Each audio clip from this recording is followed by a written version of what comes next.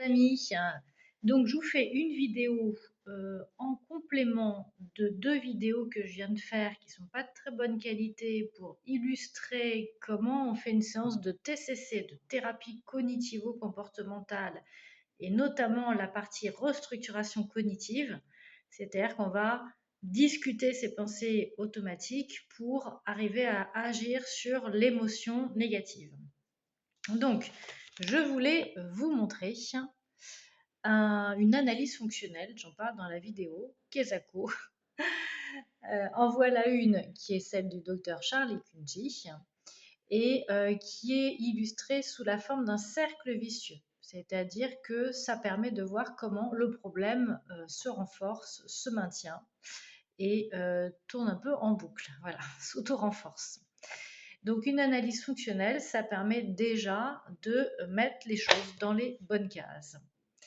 On va travailler sur des situations déclenchantes, des situations précises qui ont déclenché une émotion.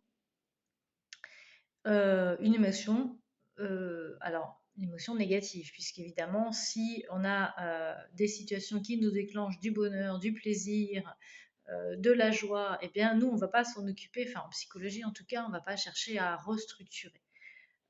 On va accueillir et on va même grossir le truc pour s'en nourrir, mais on ne va pas forcément le retravailler.